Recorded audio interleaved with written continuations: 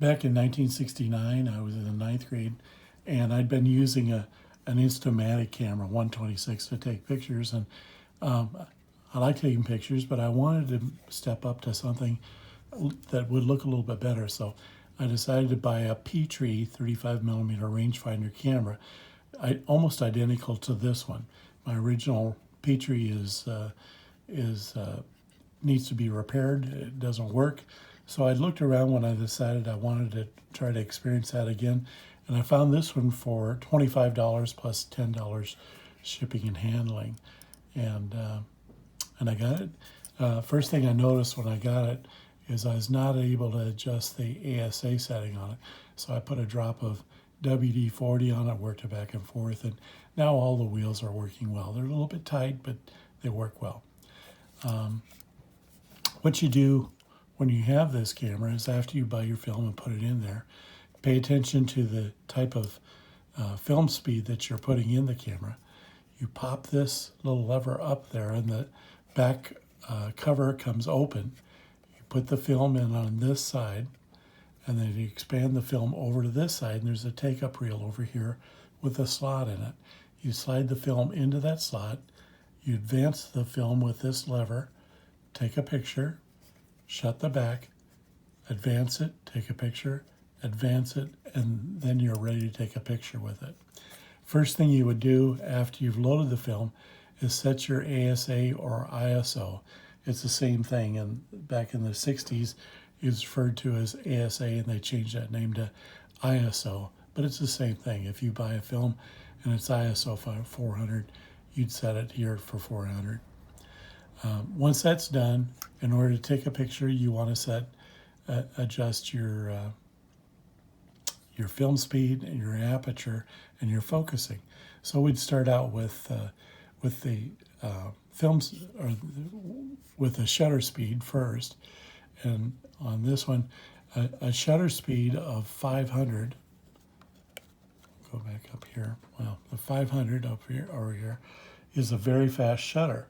So if you have action shots and you want to stop the action, you set it at 1/500th. Anything below 60 might give you a blur, so you might want to mount a tripod on it, and you do have a tripod mount back here. You can go down to 1 second over here, or you can go to a bulb exposure. On a bulb exposure, when you're ready to take your picture, you press down on your shutter button. When you release it, it closes the shutter back up again, and you're ready to advance and go on to your next film.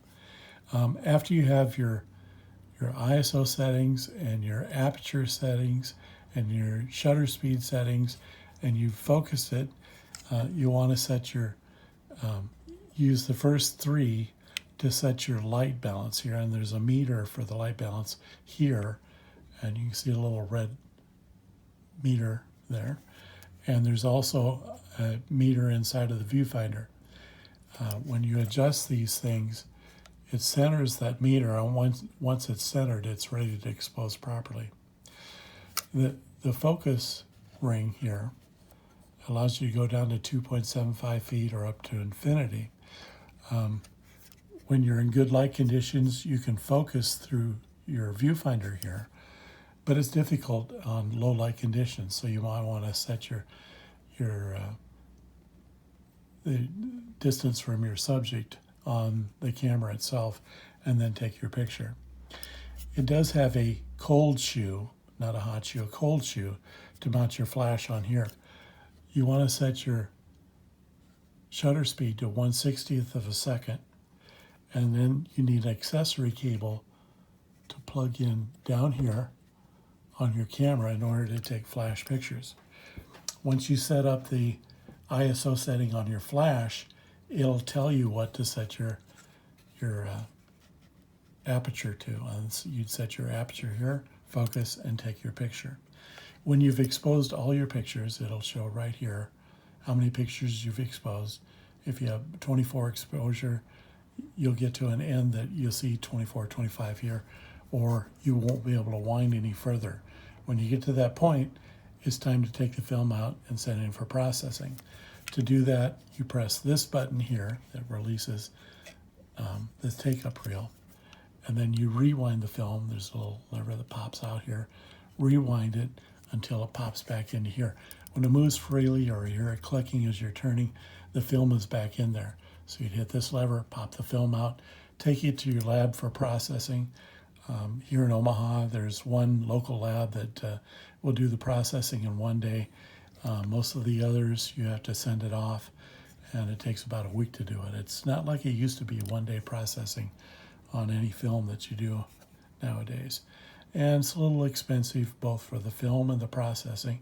But when it comes back, you've got some great images. I really like this camera. The only other thing I probably will do for it is find something to give me a neck strap for this particular camera. And it takes a little bit more time to take a photograph. With this one, it's a little more expensive. So you want to take your time with it. You want to make sure that you select the image you really want and set it up properly and do everything you can to make the best possible image, because it's not a free image like on a digital. You can hit that shutter button as many times as you want, and then you just take the best of 100 different images. So I hope you enjoyed this. You have a great day.